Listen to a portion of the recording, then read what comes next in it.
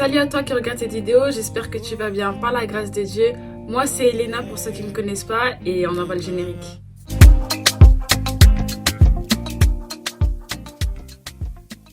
Du coup le thème d'aujourd'hui, le thème de cette vidéo c'est le manque de confiance en soi. Et si je regarde en bas comme d'habitude c'est parce que j'ai mes petites notes, tout ça. Pour commencer, le premier point c'est qu'est-ce que le manque de confiance en soi? Alors selon moi le manque de confiance en soi ça se résume par un sentiment d'incapacité. C'est-à-dire que face à une situation tu ne te sens pas capable et c'est là où arrive le manque de confiance en soi. La confiance en soi elle est importante pour la construction de sa propre personne parce que nos pensées deviennent des croyances qui elles-mêmes deviennent des actions. C'est-à-dire que si à chaque fois tu vas à un contrôle et tu te dis que tu vas pas réussir cet examen-là, à force de te mettre cela en tête, ça veut dire que tu vas vraiment échouer parce que tu penses que tu es voué à l'échec. On va parler de quelques symptômes du manque de confiance en soi. La peur est l'un des symptômes du manque de confiance en soi. La peur du jugement des autres, la peur de l'échec, la peur du changement, la peur de la réussite et tant d'autres. L'incapacité est également l'un des symptômes. L'incapacité à se trouver beau ou belle, l'incapacité à parler en public et tant d'autres. Personnellement, derrière le mot incapacité, je vois le terme mauvaise pensée parce qu'en fait c'est nos pensées qui sont maîtres de nos actions et de ce qu'on va faire et finalement de ce qu'on pense de nous. Donc finalement si à chaque fois tu te dis vas-y je vais pas réussir à ça, finalement c'est nos pensées qui vont faire que on a un manque d'estime de soi-même en fait. Du coup il y a un verset dans la Bible qui nous dit que ainsi la foi vient de ce qu'on entend et ce qu'on entend vient de la parole de Dieu. Ce verset se trouve dans Romains 10:17. Et là où je veux nous emmener avec ce verset, c'est que lorsque tu ne crois pas en toi ou lorsque tu vas te diminuer, finalement c'est Dieu que tu vas diminuer. Parce que quand on arrive à un stade où on manque d'estime de soi-même, où on manque de confiance en soi-même, c'est important d'aller puiser et de savoir qu'est-ce que la parole de Dieu nous dit. Et Dieu va nous dire dans sa parole, dans Ésaïe 41:10, « N'aie pas peur, je suis avec toi, ne regarde pas autour de toi avec inquiétude.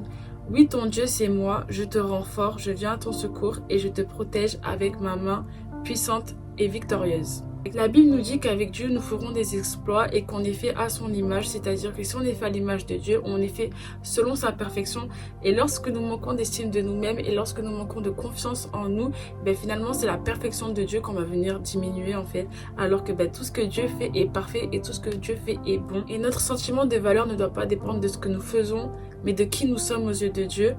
Dans Ésaïe 43 au verset 4, il est écrit « Parce que tu as du prix à mes yeux, parce que tu es honoré et que je t'aime, je donne des hommes à ta place et des peuples pour ta vie. » Du coup, maintenant qu'on a vu le manque de confiance en soi et la confiance en soi, j'aimerais qu'on puisse passer à l'identité en Christ parce que finalement, notre confiance en soi et ce qu'on retient de nous-mêmes se résume par qui nous sommes aux yeux de Dieu. Du coup, l'identité en Christ, c'est la place que tu as auprès de Dieu et de ce que Dieu dit de toi. C'est important que tu saches qui tu es et de ce que les gens disent de toi parce que la première chose qui va définir notre identité c'est ce que les gens disent de nous. Parce que simplement si tu n'as pas conscience de qui tu es, les gens en fait ils vont venir mettre une étiquette sur toi, les gens vont venir et mettre une identité à ta place et les gens vont dire des choses sur toi. C'est pour ça qu'il est important de savoir qu'est-ce que Dieu dit de toi et qu'est-ce que toi-même tu dis à ton sujet. Du coup, comme je fais que le répéter depuis le début de cette vidéo, c'est ce que Dieu dit de toi que tu dois capter, percevoir et valider. Un truc souvent qui va ralentir notre confiance en soi et notre estime de nous-mêmes, c'est souvent qu'on se compare trop aux autres. Dieu ne travaille pas avec des photocopies, Dieu travaille avec des personnes originales. C'est pour cela qu'il ne faut pas se comparer aux autres. Du coup, pour continuer, notre identité ne doit pas venir d'une comparaison. Qui nous sommes ne doit pas venir de qui est telle ou telle personne, c'est-à-dire que c'est bien de vouloir s'inspirer des autres mais c'est mieux d'être soi-même. Finalement en fait ce qui va souvent nous ralentir dans cette marche vers la confiance en nous-mêmes parce que c'est vraiment quelque chose de difficile finalement c'est notre mental. Après, il faut savoir que dans la nouvelle génération d'aujourd'hui, on est tous dans une crise identitaire. Tout le monde veut être quelqu'un d'autre, mais personne ne veut être soi-même au travers des réseaux sociaux. Et en fait, finalement, tout le monde veut avoir ce que l'autre a. Tout le monde veut ressembler à ce que la personne ressemble derrière ses photos. Tout le monde veut avoir la même vie que ton influenceur préféré a sur Instagram, mais personne ne veut être soi-même. Personne ne veut avoir sa propre vie. La chose qui va encore nous ralentir est le doute.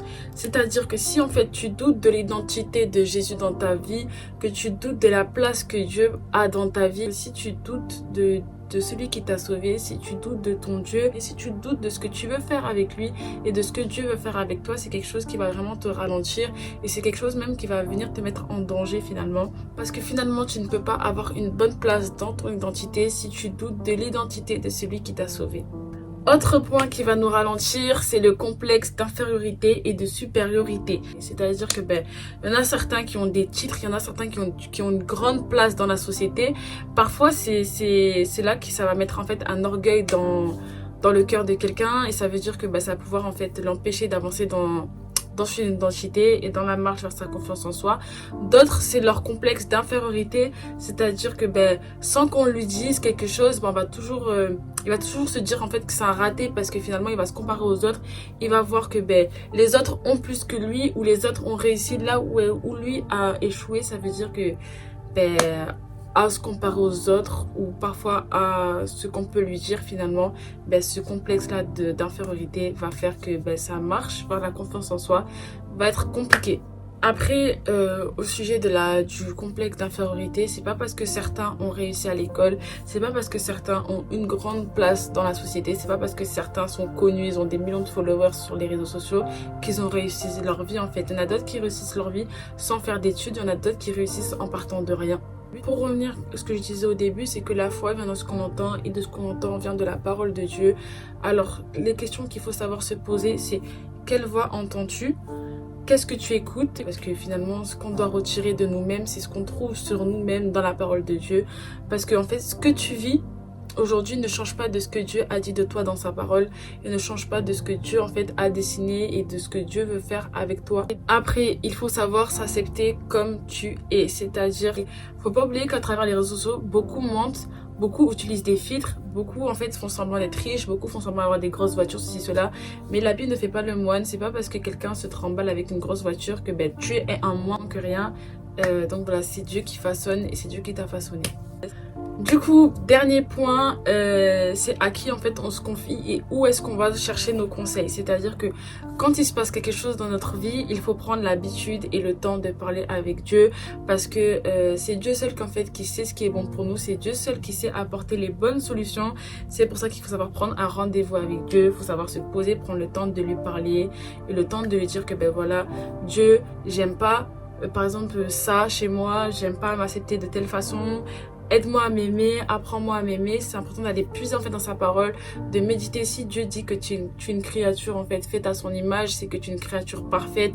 Donc voilà, en fait il est important d'aller se confier à Dieu, c'est parce qu'en fait Dieu guérit, Dieu enlève les forteresses, Dieu enlève les inquiétudes, Dieu restaure et Dieu rassure en fait. Parce que comme j'ai dit au début, ce qui va souvent nous freiner dans la confiance en soi finalement c'est la comparaison, c'est la peur finalement, la peur de l'inconnu, la peur de toute autre chose. Parce qu'en fait quand ça ne va pas, c'est pas vers les hommes qu'il faut s'avancer, c'est pas vers les gens qu'il faut aller, c'est vers Dieu qu'il faut prendre le temps d'aller voir et c'est vers Dieu finalement qu'il faut aller parler. En fait faut pas oublier que Dieu nous a envoyé le Saint-Esprit et que le Saint-Esprit en fait c'est un psychologue. Le Saint-Esprit prend le temps d'écouter et prend le temps même de répondre et donner les solutions à tous nos problèmes.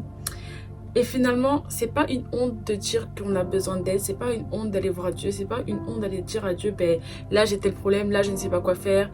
C'est pas une honte de dire à Dieu j'ai pas confiance en moi. Même il y a un verset qui dit dans la Bible que béni soit l'homme qui se confie dans l'Éternel et dont l'Éternel est l'espérance. Il se trouve dans Jérémie 17:7. Et pour finir, ce que j'aimerais dire à quelqu'un, c'est que le miroir dans lequel tu dois te regarder tous les jours, c'est dans la parole de Dieu. Parce que c'est là où tu trouveras ce que Dieu dit que tu es.